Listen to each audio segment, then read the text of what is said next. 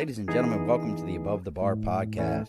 For each week, we belly up to the bar with a new guest, find out what they do, who they are, and what makes them great. So sit back, relax, and enjoy.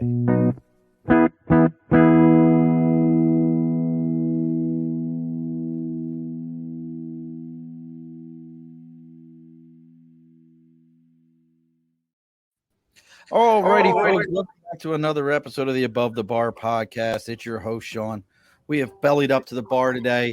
We are talking about something that I didn't know a lot about. I had to do a little bit of a research, but as we know, with a squirrel brain like mine, we only get so far, and we do our best to make it happen. So we're talking about the United Nations Association tonight.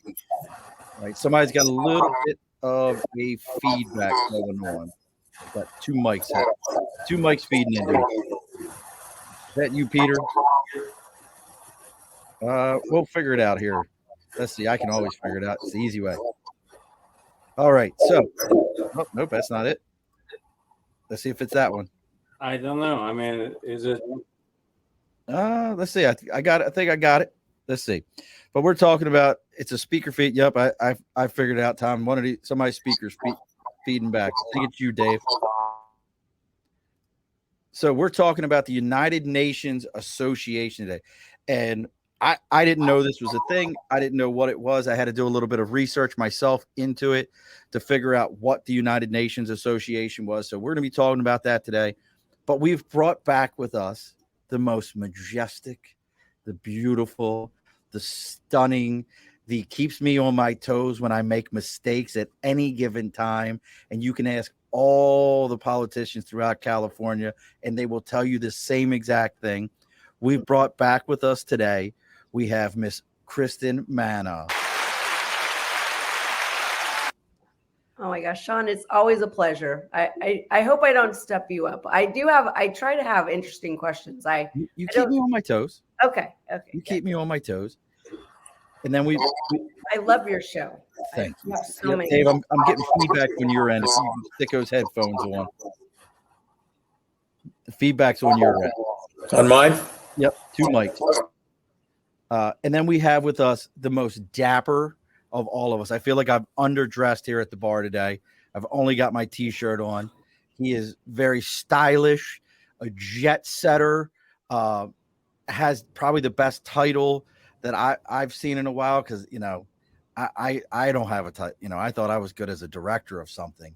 We've brought with us today and this is, and as you hear this is why this is going to make more sense, folks. We brought with us the vice chairman of the California GOP. Now, Peter, if I mess your last name up, you can correct me. Is it Coy?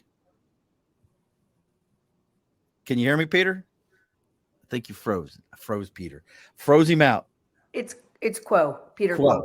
Yeah. Mr. Peter Quo. It's yeah. You didn't know you were getting applause, did you, Peter? And he's got a pretty cool desk. I have to say. It's Peter Quo, like Santa. Right. Santa Quo. I get it. I like it.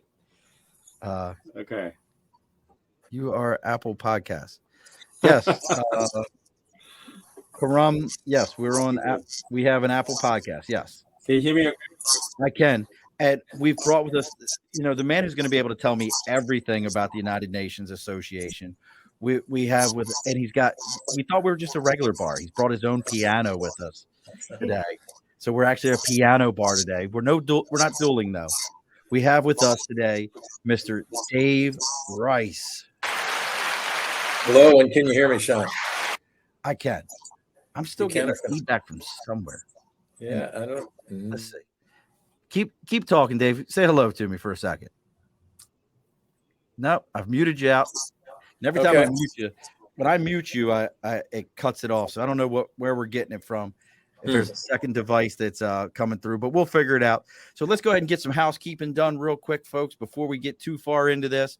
As always, if you've got something you're supporting, maybe you've got an association you belong to, whether it be an Elks Lodge, whether it be a Masonic Lodge, maybe it's another United Nations association. There are 200 of them across the United States, and you're supporting one of those. Reach out to me on Facebook, LinkedIn, YouTube, Twitter, Twitch. Instagram, TikTok, even our email. It's all the Above the Bar podcast. Reach out. Let me know what you got going on. I'll tell you the address. We'll get your sticker up here on the board behind me for Sticker and a Cause, and you'll get free advertisement for whatever it is that you're supporting. So make sure you reach out to us. Once again, like I said, Sticker and a Cause. The other side to this is, hey, maybe your media needs to be part of an association. Maybe your media isn't quite united of its own, and you need a little support. Well, make sure you're reaching out to Media by Dibs. That's DIBS. Media by Dibs. And you can find him on Facebook, and you can find him on Instagram at Media by Dibs, or you can find him on LinkedIn at Andrew Dibble, Dibble, Andrew Dibble. And you mentioned to him that you're there to belly up to the bar. He's going to give you a 10% discount off of your first order, and he's going to give you a free consultation. That's Media by Dibs. All right. So, Peter, I'm going to keep you muted until it's time for you to talk. Nothing personal, but we're getting a lot of feedback on your end on that side.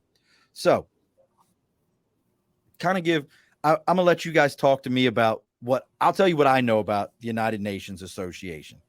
From the little bit of research that I was able to do on it, there's 20,000 members, 60%. This is one of the things, and I'd love to hear the feedback on why you all think this is this way.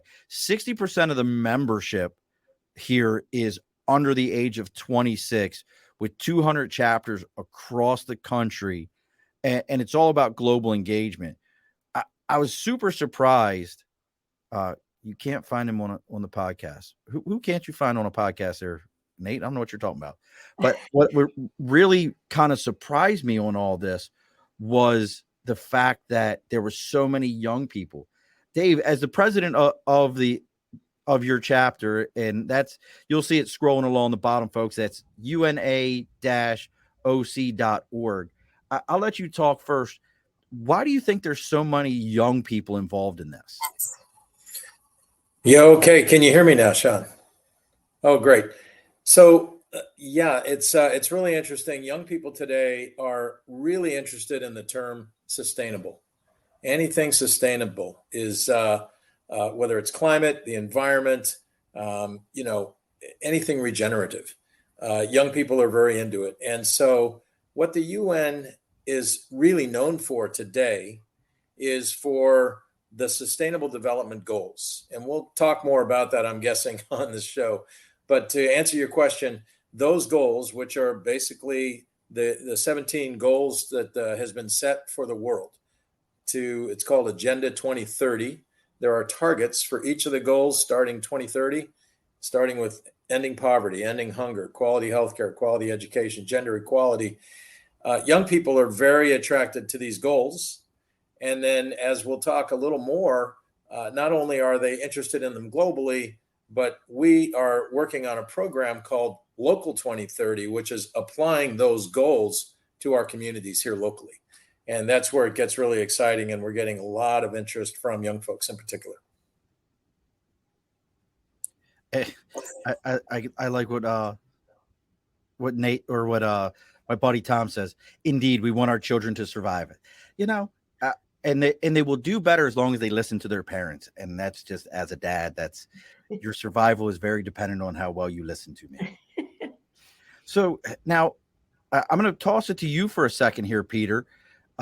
Mainly because you're the vice chairman of the California GOP, and it's kind of unique to have somebody in your position involved with a group like that. Would you say that's accurate? Oh, did I lose you, Peter? I think Peter froze on me. Well, you answer it, Kristin. Throwing it to you. Okay. Well, I'm with. Oh, there you go. With California Party is. Well, I'm gonna throw it to you, Peter. You're choppy. You're choppy right now. I think something's going on with your internet. Wow. We can hear you now. I can hear you. Go ahead and give it a shot. Yeah, I don't know this. I mean, my bandwidth. Okay, GOP is pretty much takes. However, when Dave approached me about the United Nations 17 SDGs, he wanted to get involved because, who wouldn't want to be for gender equality? Who wouldn't want to be for decent work and economic growth, right? So all the 17 items on the agenda has been very attractive to me since I was a child. So equality, and also no poverty, zero hunger. Those are the real goals of achieve as a group, not just as a party, in my opinion. So I jump on the opportunity to work with all fronts in terms of the 17. And I like the fact that you're saying those 17 factors, they shouldn't have party lines to them. They're just things that as Is that good, or are you guys, can you hear me? I'm like, you're still a little choppy there, Peter. Your internet. Sorry, man. Okay. I'm going to try to somehow, if we can combine what you've got going on and what Dave's got going on, we will have a full internet working with everything happening at this moment. Yeah, you're a little choppy. Now, I got to ask though, Kristin. So you are the busiest, and I mean this with all love in my heart. You're the busiest damn person I know. Like you're the only person I know that when I check, I'm on Eastern Standard Time and check my phone at 6 o'clock in the morning when I get up. And there may be a text message from Kristin that came an hour prior to that talking about, hey, did you know? No, I don't hear it because look, I'm asleep. The only thing that wakes me up is my cat in the morning, and that's a whole because he's a punk ass. But well, what got you so this is another thing. Why are you involved in this one, Kristin? Don't you have enough things doing in your day? No, I don't. Here's what I am. I am involved in a lot of things, and I do have a career coach. And she says, Kristin, you need to pace yourself. So I am trying to pace myself. Okay. Sean. But anyway, fast pace. Pace. Yeah. Fast pace. It's a fast pace. Fast pace. Yeah, that's true. See, I'm gonna bring that up. Anyway, the reason why I'm involved with the United Nations Association is because this is what it drew me to politics. It's improving communities, one community at a time. Like we always talk about think globally, but act locally. And I really feel like this helps communities. This is a tangible way with data to support our work, and I've worked, as I've worked on several nonprofits, and we've talked about them before. But what I really like, I really keyed into the 17 SDGs, which we'll talk about later. And their efforts, because we just don't talk about the efforts, we do, and we not only do, and our club members, we get involved with local events, and this year I am working as the governmental affairs ambassador, which means that I work with all the mayors. I'm meeting with all the mayors in Orange County, and I'm going to be asking them, out of our 17 SDGs, what do you need help with in your community, and how can we help you? So this is like a solution-based reason why I came into politics. I came into the politics to help make our communities better, and the UNA does a fabulous job of doing that. And it's very neat. And Dave, I got a question for you. So you've been, how many years have you been involved in this? Only been in just over 2.5 years. So not that long. Okay. So, but now here's my question with it then, is when with this, and Kristin had to explain it to me. Because initially I'm thinking United Nations, I'm thinking the blue flag and everything else, blue helmets and the whole 9 yards. When you start presenting this to people, how difficult is it to get, especially here in the States? I know, and I've told this story before, and I'll tell it now. When I recruited for the Marine Corps, I'll never forget, probably one of the oddest questions I was ever asked. I was sitting with a mother who was about to sign on the dotted line for her son to join the Marine Corps, and she stopped before she signed. And her question to me was, if my son joins the Marine Corps, will he ever have to be under a United Nations command? And I was like 27, 20 years old. I'm like, no, he'll always have a Marine commander. But, there is a stigma here. So how do you approach that to people when you initially say United Nations Association? Right. It's a great question, Sean, and you're absolutely right. There is this image out there often, especially, and that's why it's interesting. And I'm so grateful to have folks like Peter and Kristin and others, in our team and in our group, because we truly are a nonpartisan, bridge builder that is looking at the issues and not ideologies and not identities. But that's what happens with the UN. They get linked to an identity. And what part of the problem is just, frankly, our fault. Our organization's role, ever since the founding of the UN back in the US in 1945, was to help educate the community on the value of the UN. What is it doing? How is it helping us, right? And I'm not sure we've done a great job with that. Many people view the UN simply from more militaristic terms, or, just its one purpose of trying to, sort of hold the line with diplomacy and peace, which clearly was one of the top two purposes of forming the UN after World War II. But what we explain is that the other real purpose in forming the UN was a council called the Social and Economic Council. And that's role was to try to work on world problems, because these problems are the things that cause conflict. These problems are the things that, cause conditions of war. And so if we can help ameliorate these problems, then we've got a better chance of maintaining the peace.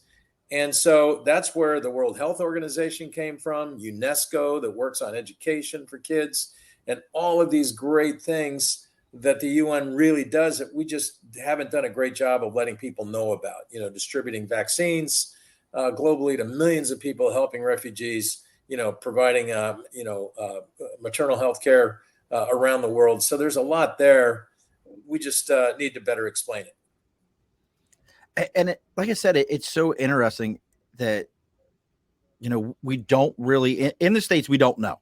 I'll be the first to admit, like when I think of the UN, and I said it, blue helmet. Mm-hmm. I think of a blue helmet. I think of, a movie where, hey, we've got to get to this point, and then there's UN troops that'll back up these troops because they've got this group there, or that group there. That's my outlook on it as an organization. These other things that you're talking about never cross my mind. They never do. Right. And that's why this model of the Sustainable Development Goals, which, by the way, is represented by this little lifesaver looking pin that I'm wearing here, 17 colors around it, that emblem is something that folks are going to see more and more. I mean, you're really seeing it at college campuses today, in a lot of places. But that model of the Sustainable Development Goals, these 17 goals for the world, is what we're really looking to bring to the fore here, certainly starting in Southern California and then rolling it throughout California. And there's some other efforts going on in the U.S. I was just in Washington, D.C. They're involved in it with D.C., Maryland, and Virginia.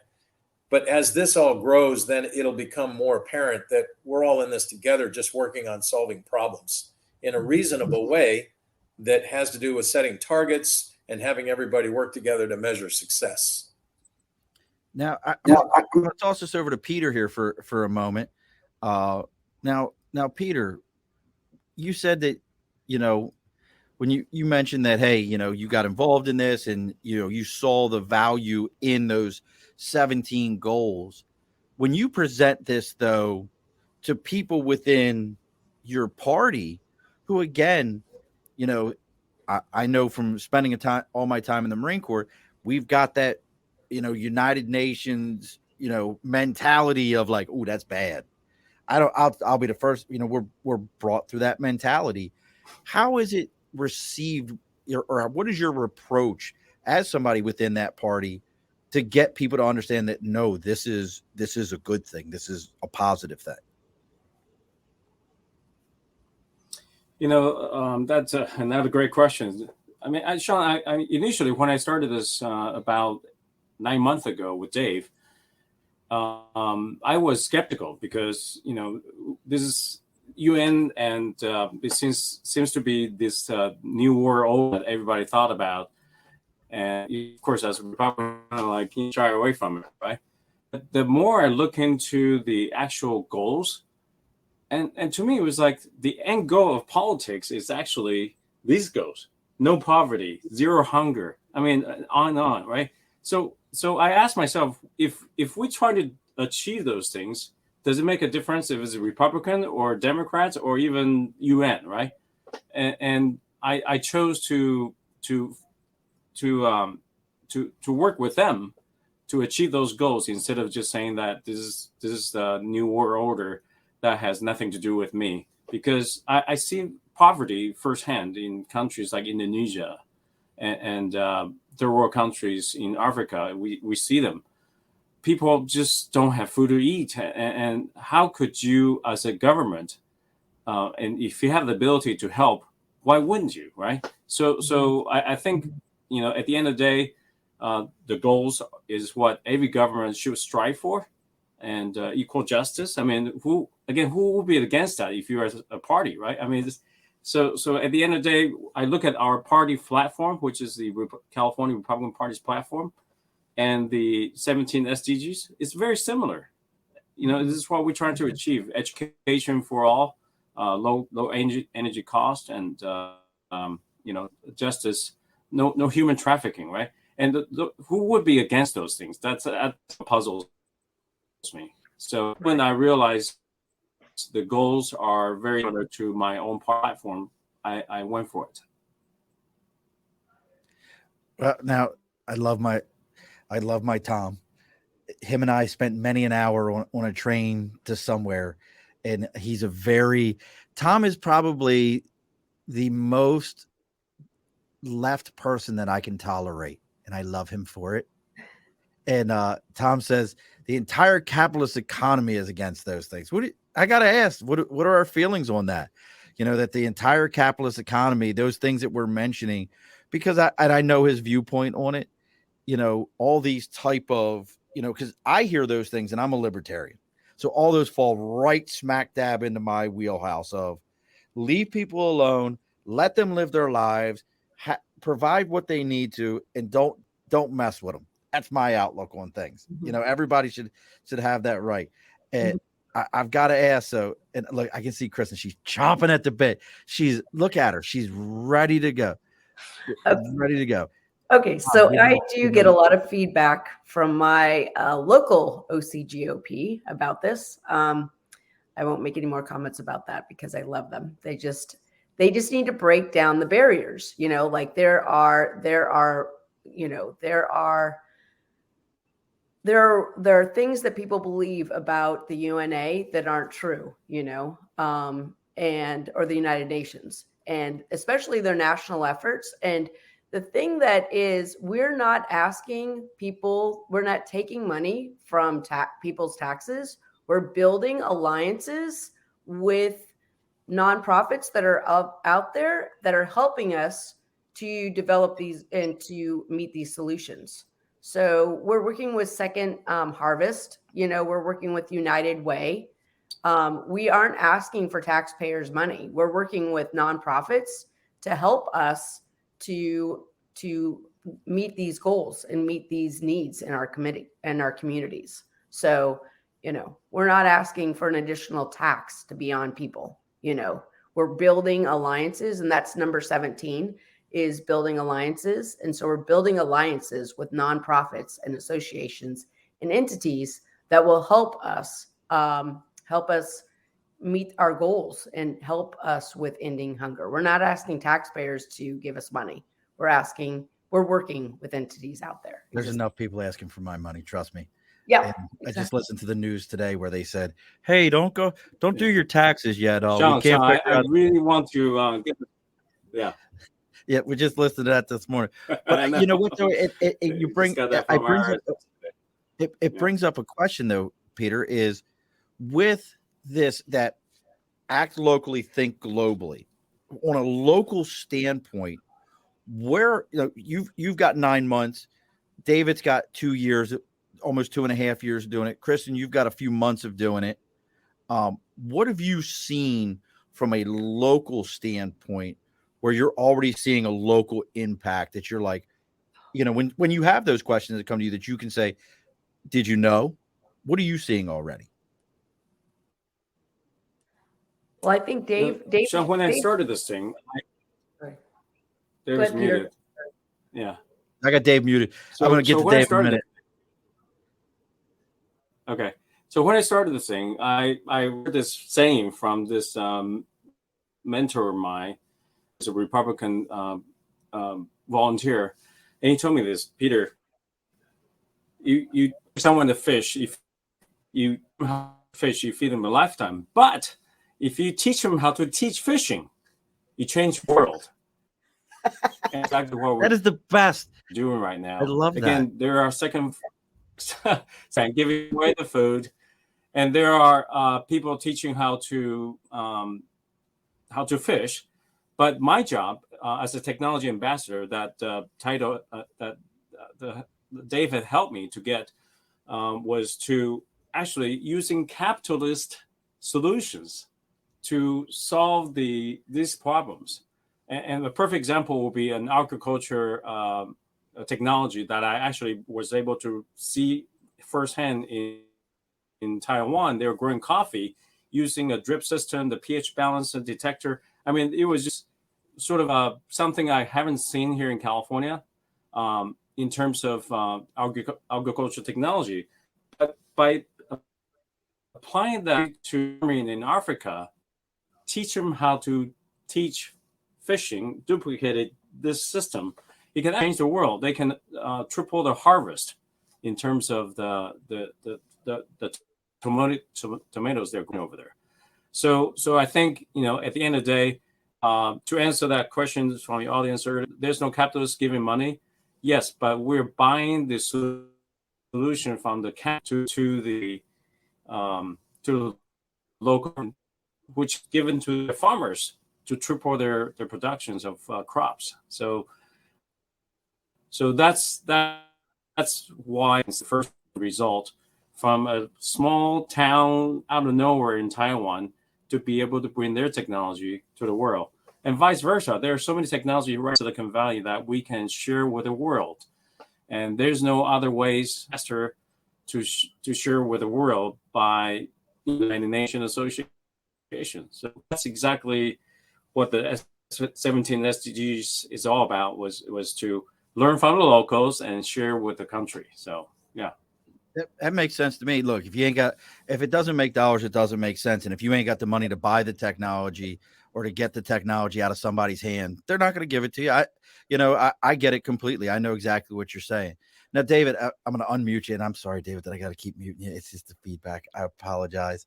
But now, if I was, I'm in Albany, New York, or as they like to call us, Smallbany.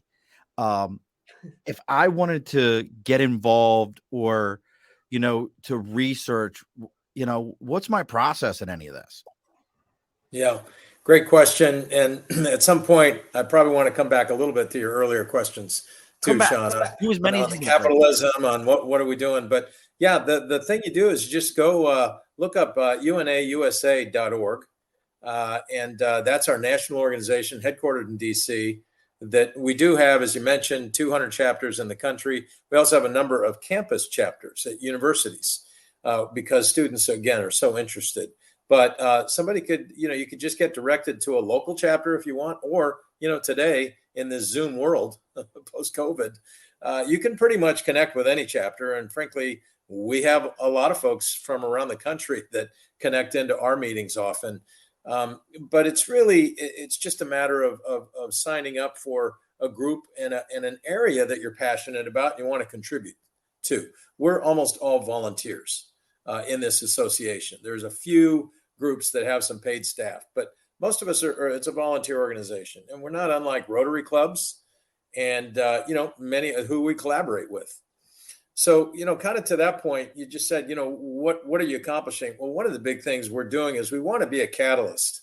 Our key, thought is to be a catalyst in our community to help, especially with collaboration. especially creating bridges, not just political bridges, which clearly we're seeing live, and working together on all of these issues. Peter mentioned trafficking, et cetera, et cetera.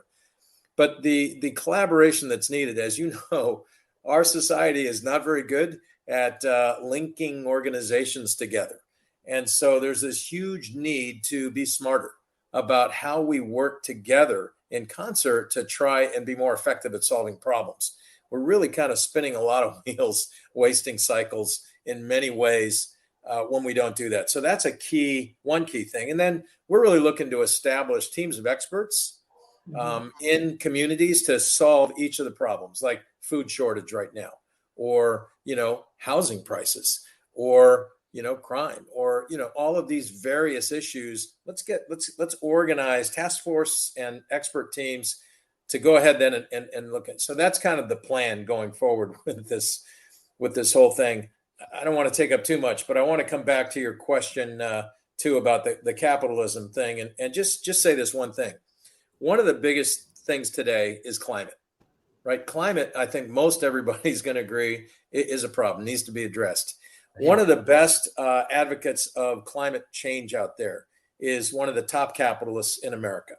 His name is John Doerr, Doerr. He's the head of Kleiner Perkins, which is one of the largest venture capital firms in Silicon Valley.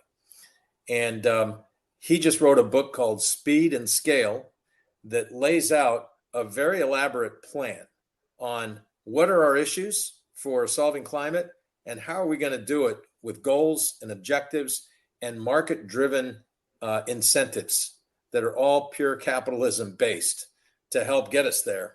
And it's really a worthwhile read. So I'll just say that, but I think that's a good, that points people into a good direction on that point. I love a good read. I'm reading the Pitch Anything right now. Like Kristin, I love Kristin. She gets so excited. I love reading. She's so excited. She gets just amped up about it. So, well, I got to ask this though, Kristin. So you're Nick, the new guy in all this. Mm-hmm. You're just getting involved. I know you said the 17 SDGs, yeah. Sierra Delta Golf. Right. Exactly. Right. The 17 SDGs is what drew you to it. But like a lot of things, we can be drawn to something, and then when we finally see it, it might be like, man, it's like that pair of shoes. You see them and you're like, man, I could wear them all day. And then you wear them for about 30 minutes. You're like, these damn things are uncomfortable.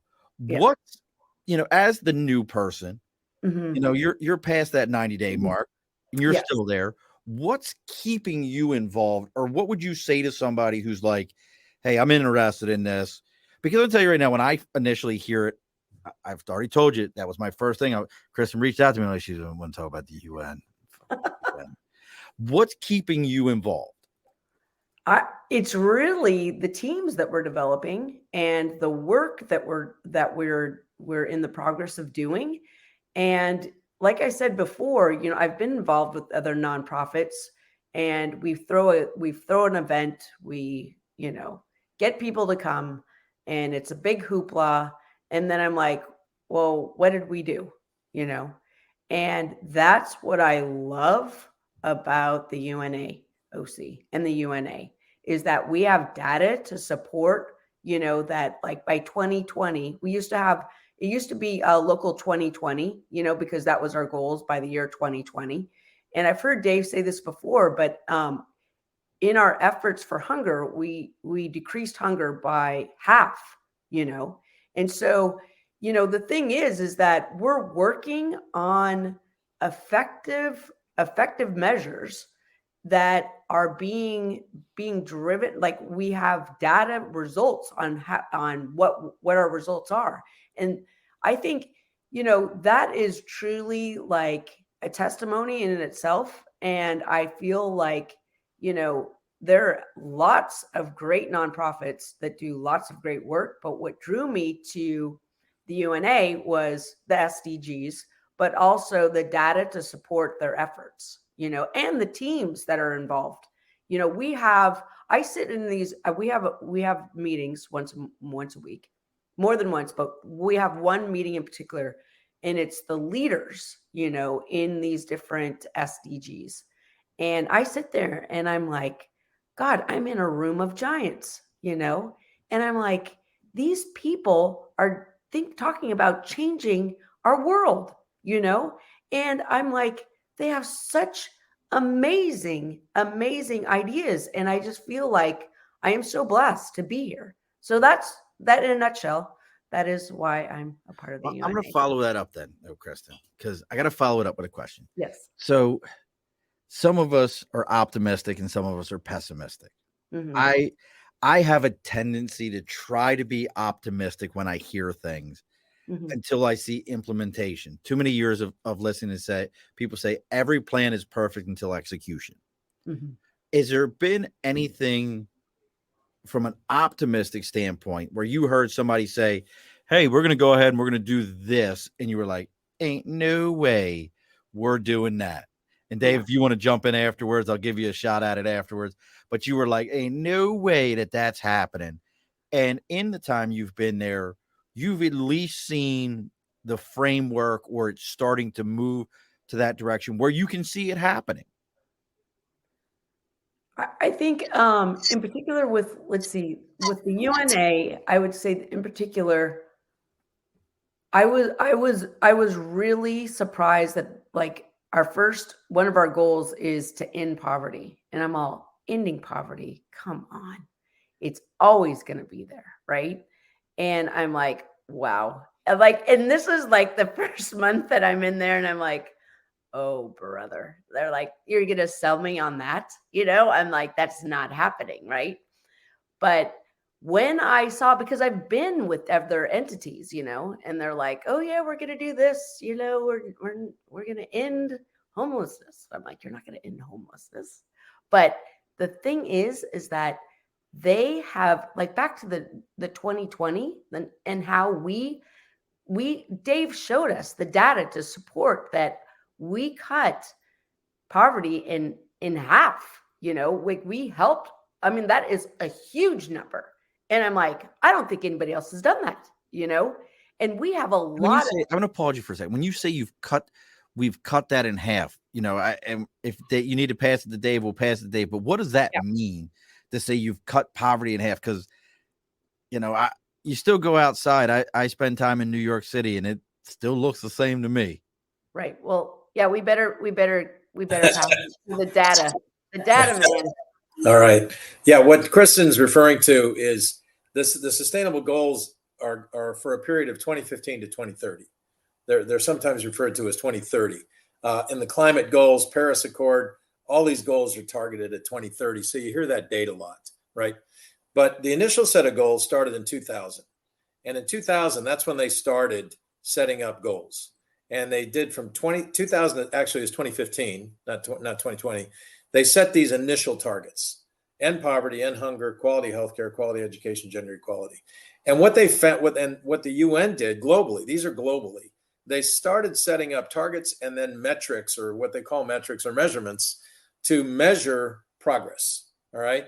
And there's a whole set of these, Sean. There's 160 different metrics or measurements that fall in under these 17 goals. And if you go to places like this, the city of LA's website, they're one of the first cities in the country to have adopted the model. You'll see all 17 blocks and you drill in on poverty and you'll see what are the measurements that we're doing to track our progress on poverty. And globally, what she's saying is that, in fact, as they started measuring global poverty, which I think was measured at anybody below about $2 a day, right, was global poverty. That rate for both poverty and hunger reduced in half during that 15-year period. Now, that's what the data supported globally, not just in our little community, right? But the idea here, we want to take this. Now that we got to 2015, we added a few more goals, mostly around climate. That's what happened with the 8 goals initially, plus 9 more, mostly around climate, 17 goals, and extended that to 2030. The goal now is let's bring this locally. So that's why Local 2030. So the site on this globally is called local2030.org.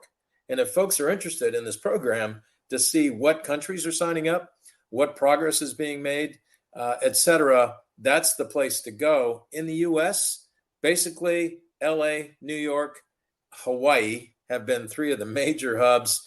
I was just in Washington, D.C., as I mentioned. They're on this program, and more are going to start picking it up. San Diego is looking at it right here in Southern Cal. And then, for us, we want to work with the Orange County groups. Those are just wild numbers.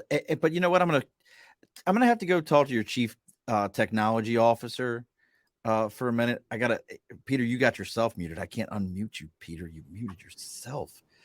Look, that's a man that knows those technologies. He's already here muting himself. But I got to ask you, so some of these goals, and I love the fact that you're involved in the technology piece, but some of these goals, when I hear them and I think poverty and technology, I always think, well, technology historically has been a driving factor in some forms of poverty.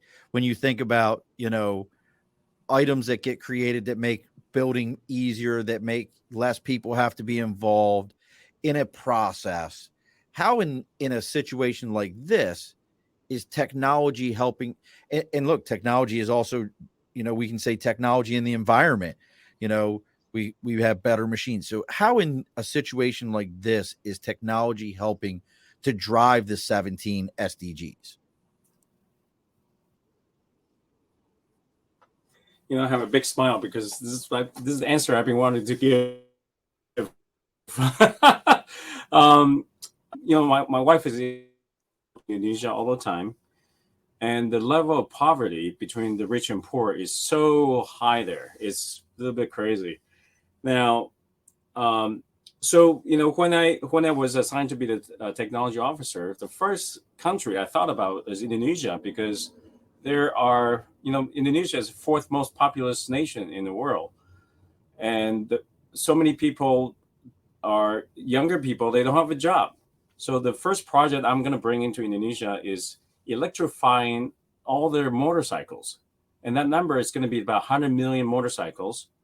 And the first project that we're doing is converting all the Gojek driver. I don't know if you know Gojek in Indonesia is the little scooters that it's like Uber on motorcycles. And they also have Grab, which is like the Uber delivery, for Uber Eats, right? So we're able to secure a deal. Right now, we're talking to a big manufacturer out of Taiwan to provide them with this electric scooters that runs on electricity, that have a swappable battery they could use. And it will create a domino effect by providing jobs for the Uber drivers. I mean, for the Gojek riders. They be able to start their own delivery business. Again, we already in talks with Gojek and Grab, those two big companies, and it will create a dominant effect of jobs because we're literally giving away the motorcycles at $2 a day. They can rent them, lease them for $2 a day, and after 2 years, that motorcycle they can keep, right? So it creates a mini economy, a micro loan, so to speak, if you want to put it that way. It's a micro loan to give them the tool to be able to make a living, and they can actually deliver. In fact, they can use the motorcycle for transportation as well, in a way that it not only solve the because every motorcycle that we convert electricity save 2 ton of carbon emission per year. So it meets goal number 13, climate action. It solves the inequality, because we're now empower women to be able to ride women only rider. Again, Indonesia is a very conservative country, and many women feel uncomfortable riding with a man in the back of a scooter, right? So they ended up taking bus, and it was it's a crazy mess. I believe by providing this new form of transportation, it will empower women, empower most younger folks to join the workforce, be able to make a living according to their time, if they want to work hard or not, right? So I think, this is a test project that we are working on. We should finish by end of the year, converting at least 100,000 gas motorcycle into electric motorcycles, and so forth and so on. Again, all those solutions are capitalistic solutions because we're not a donation from UN to implement this. We actually have a fund. We created a venture fund those motorcycles, almost like a Lyft over here. Eventually, we're going to go public and things like that. So I think by combining the capitalistic solutions together with the technology, we can really solve this goals that. I gotta laugh. The chief technology officer's got bad internet service right now. Sorry. That was making me laugh. I'm sorry, Peter. I don't mean to laugh, but when the chief technology officer's internet's going out, I was feeling it for a moment. It made me feel better about the fact that I have technology issues all the time. But now I want to piggyback off of what you were saying because we're gonna get ready to close the bar up here soon. We're coming up on that hour mark, but I want to piggyback on this. Recently was working with a gentleman whose company has a big footprint in India, and he was telling me a story. And then I visit with some members of my church who can no longer make it in. Gentlemen, the one gentleman was 96, the other one was 93, and I learned some stuff from the one gentleman who was in the Korean War. I never knew there was a naval battle in the Korean War. Never heard that a day in my life. And he's like, yeah, the destroyer I was on got hit by a torpedo. I'm like, blew my mind. Yeah, Dave's making faces like, Dave, that's a whole story we can talk about. I got you muted. I'm sorry. But what about, and again, staying with this, act locally, think globally. How does a tool like this work in some of these countries? And India was the one that I was thinking of because both of these gentlemen, company in India and the other one visited India. How do you get places that their entire culture is built on a class system that says, I was born at this level, I'm not allowed to go beyond this? And Dave, if you want to answer it, throw a thumbs up. Somebody though, tell me, how do we approach this in that act locally, think globally to apply these 17 SDGs to those type of situations? You got it, Peter. You want it, David? Here, I'll unmute you, Dave. Peter, go. I think Peter would be good if his mic works. Yeah, I'd like him to answer. Yeah. So unfortunately, that is the caste system that India has implemented over, I want to say, centuries. Again, this is a very rare system where certain type of folks can only do a certain type of work, right? Again, certainly India is one country that pledged to join the pledge to follow the SDGs that the United Nations has set forth. Let's see, number 4 in quality education, and number 5 gender equality, as well as reduce inequality, number 10. So number 3, 4, and 10, reduce inequality, is something that India government should really follow. Again, I just came back from Taiwan. They have the 17 SDGs painted on the school walls, both in elementary school, junior high school, and high school. And I was there, and I was like, put myself to shame. I couldn't believe it. I was like, wow, where's the biggest country of United Nations where it's based at? We don't even see that anywhere. But in this little village in Taiwan, we actually see S17, and they are not even the United Nations member. So I was just dumbfounded. So I think it does take a lot of work in terms of government to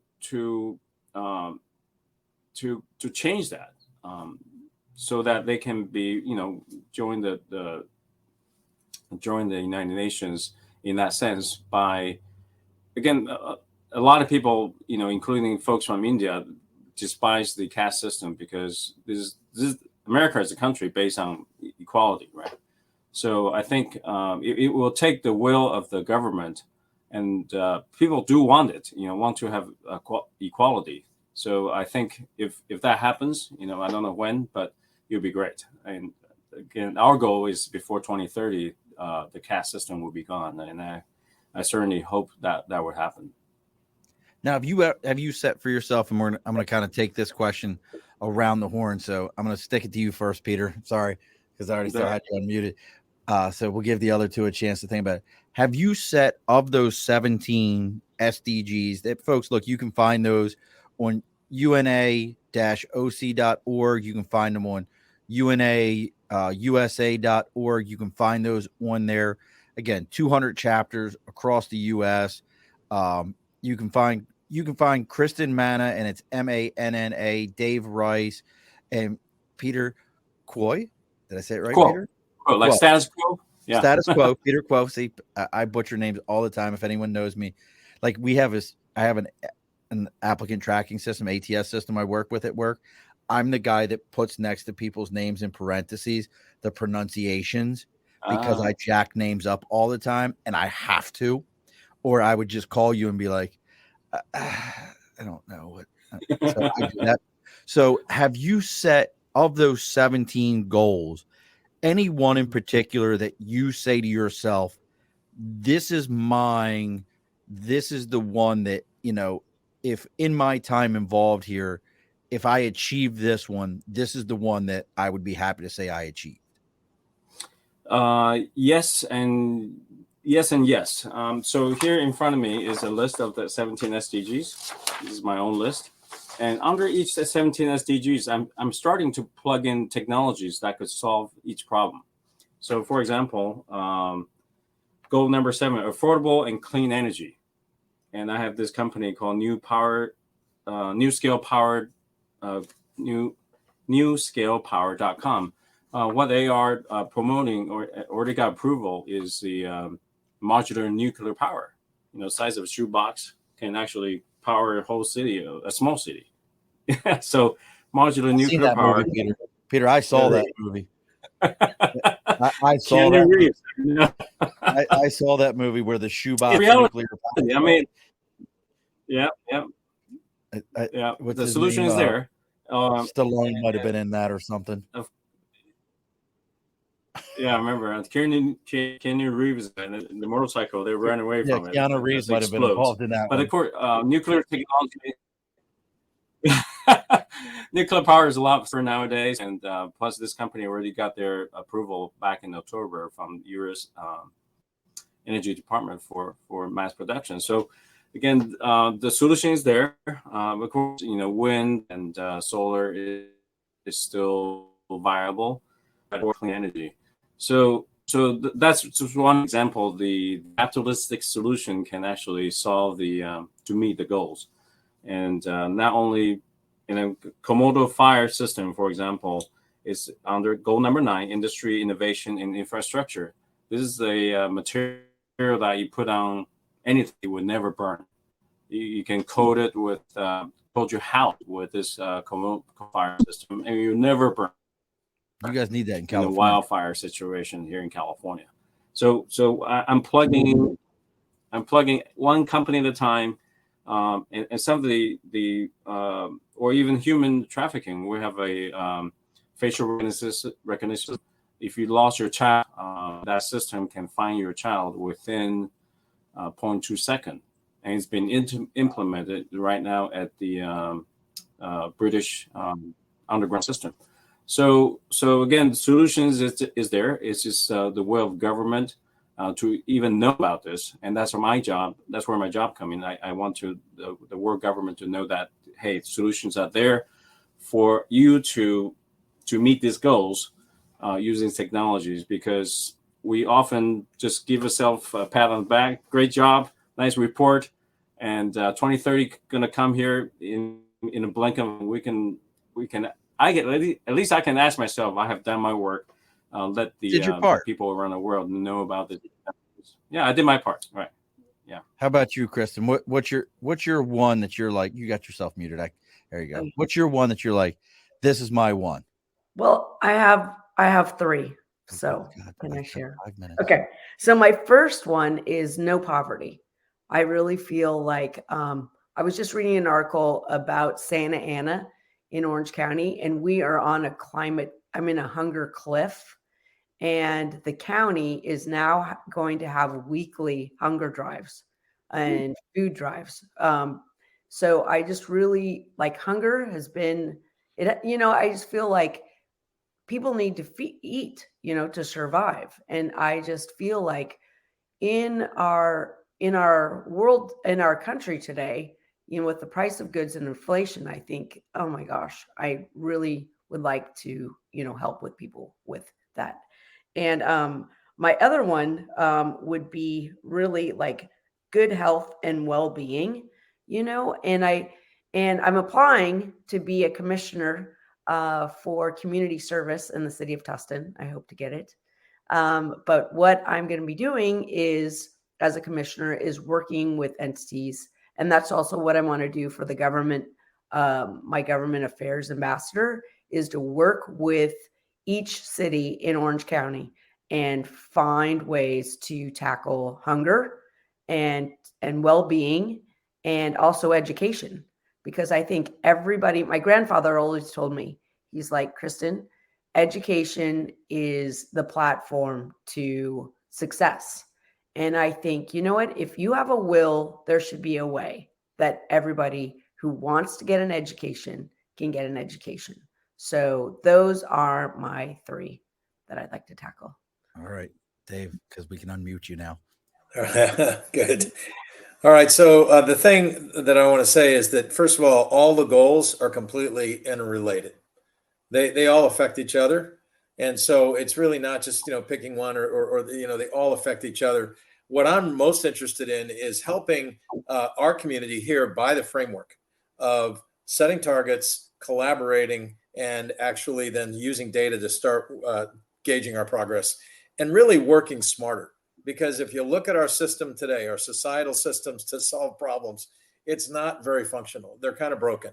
And we just need a smarter way to do it. And this is, I think, a really good way to do that. The goal number 17 of the 17 goals says the only way we can achieve all the goals is through true collaboration. And I would say for me, that's maybe the most important one overall, is really to get everybody working together. That's right and left and center. That's, all belief systems. That's, government entities working with academia, with business, with the nonprofit sector. And that's what we're really trying to accomplish here. So I have to say, it's a really exciting program. It's really fun to be a part of. And, I really appreciate you giving us this chance to talk a little bit about it. Absolutely. I had to read Tom's stuff though. All right, Tom, because I love you, brother. So aircraft carriers are the model for nuclear powered cities. 100%. If you've ever been on an aircraft carrier, they're nuclear powered. And everything on them is run by nuclear. And guess what? They're hippy dippies. Nuclear is clean. Look at that shit. Who knew it? It's clean energy. He says that poverty in the modern era is a choice by the society, not the individual. I understand the argument there, but Tom, this is one of those 8 hours on a train. You and me can have this debate. He says education is a platform, if not built on the mountain of student debt. Look, that's called keep the federal government out of education, and we wouldn't have the mountain of debt. And also, people, Tom, and you and I have discussed this many times, that the only reason so many jobs require a college education is because I did it. You should have to do it also, not because of anything else. I have an aunt who was a bank vice president in charge of East Coast ATM operations, who will tell you she has a high school diploma. She just got into the work as it started. And then Tom is so anti-capitalism, but He makes me laugh. Capitalism is the opposite of collaboration. Tom, get over it. Capitalism is where we live. You suck it up, Buttercup. I love you. You know that. But as we do on every episode, if you didn't go back and listen, Kristin knows that this is coming. We're going to do this in a moment, so you got to get yourself prepared. The guest always gets the last. It's not a fact, Tom. It's not a fact, no matter what you think. All right.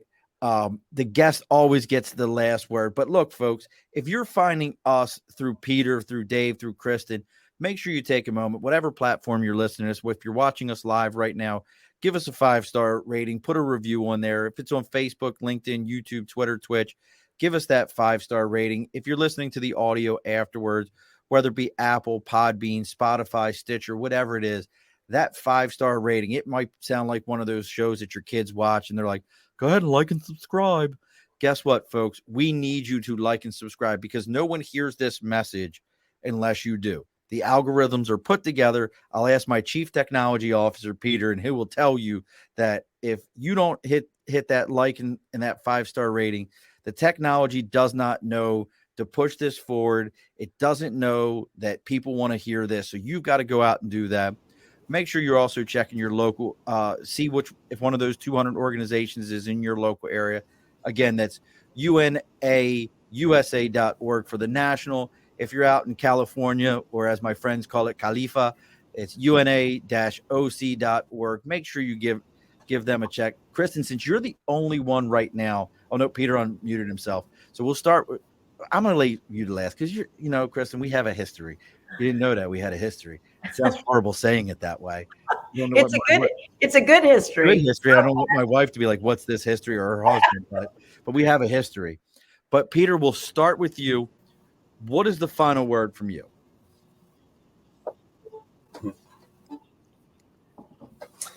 Well, I'll play a song. It's called Happy, and just remind everyone to be happy, at the end of the day, right? Yeah. 30 seconds.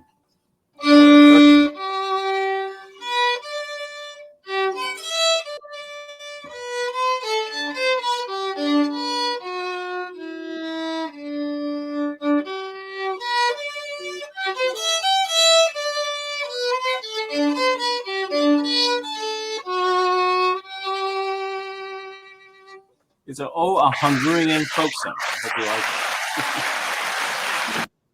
All right. David, I'm going to unmute you. All right. Look, I just want to just tell Peter and Kristin how grateful I am to be collaborating with them. And really, this is such an exciting program to be working on. Volunteer, it's kind of a semi-retirement program for me, but I've never had so much fun and felt so gratified to not only be in a program that I think can really make a difference, but to be working with just some awesome people that can really have an impact.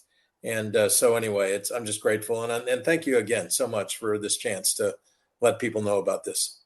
Absolutely. All right, Kristin, you get the final word. Okay. Here's what I wanted to say. Okay. So I really feel in my heart that your life, there are 17 SDGs and there are 17 big goals that we have. And I think that if people would look and find a passion that they have and that they would find something that they would want to help others with, I think your world opens up when you help other people.